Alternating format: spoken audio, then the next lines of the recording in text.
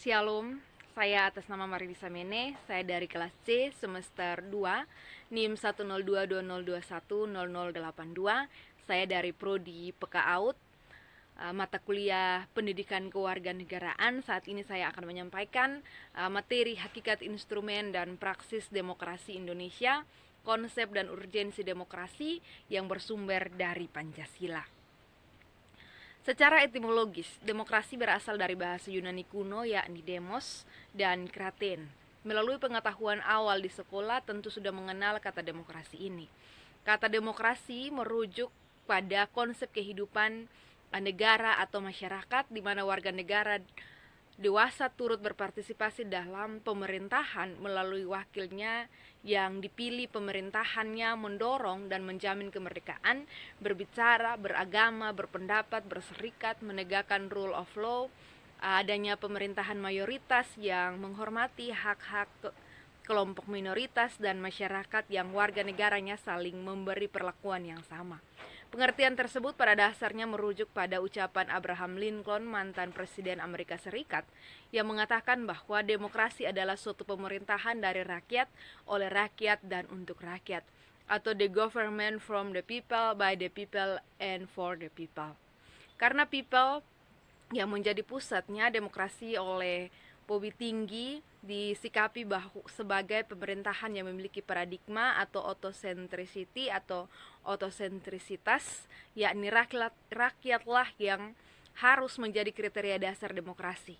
Sebagai suatu konsep demokrasi diterima sebagai seperangkat gagasan dan prinsip tentang kebebasan yang mencakup seperangkat praktik dan prosedur yang terbentuk melalui sejarah panjang dan sering berliku-liku.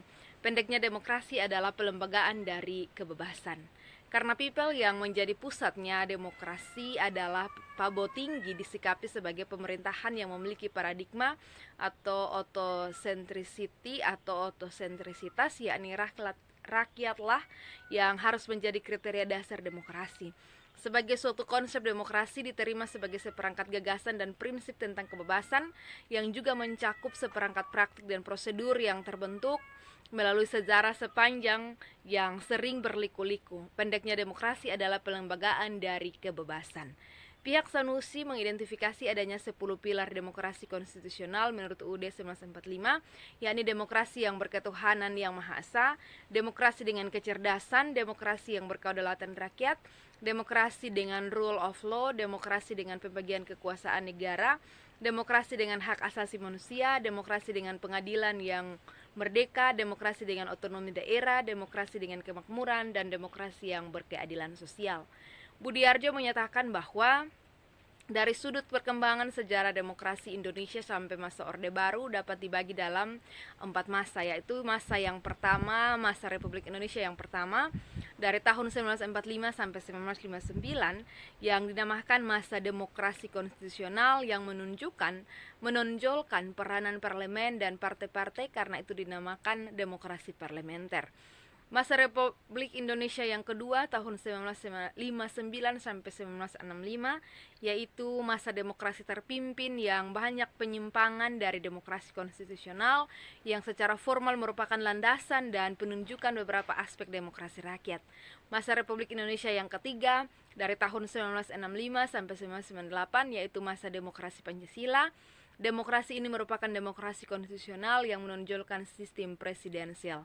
Masa Republik Indonesia yang keempat tahun 1998 sampai sekarang, yaitu masa reformasi yang menginginkan tegaknya demokrasi di Indonesia sebagai koreksi terhadap praktik-praktik politik yang terjadi pada masa Republik Indonesia.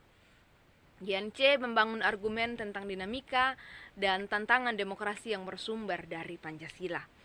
Sepanjang sejarah Indonesia yang pernah mengalami dinamika ketatanegaraan seiring dengan berubahnya konstitusi yang sejak berlakunya UUD 1945, Konstitusi RI 1949, UUD 1950, kembali ke UUD 1945, dan akhirnya kita telah berhasil mengamandemen UUD 1945 sebanyak 4 kali Ihwal postur demokrasi kita dewasa ini dapat kita amati dari fungsi dan peran lembaga permusyawaratan dan perwakilan rakyat menurut UUD NRI tahun 1945, yakni Majelis Permusyawaratan Rakyat MPR, Dewan Perwakilan Rakyat DPR, dan Dewan Perwakilan Daerah.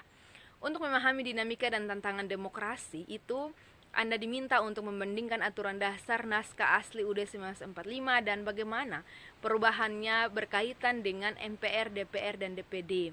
Yang pertama, Majelis Permusyawaratan Rakyat Amandemen UUD 1945 dilakukan pula terhadap ketentuan tentang lembaga permusyawaratan rakyat, yakni MPR.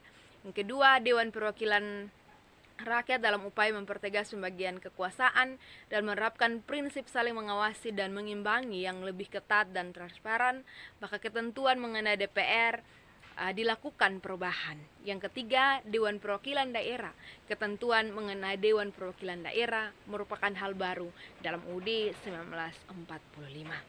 Demikian yang dapat saya sampaikan. Sekian dan terima kasih. Tuhan Yesus memberkati.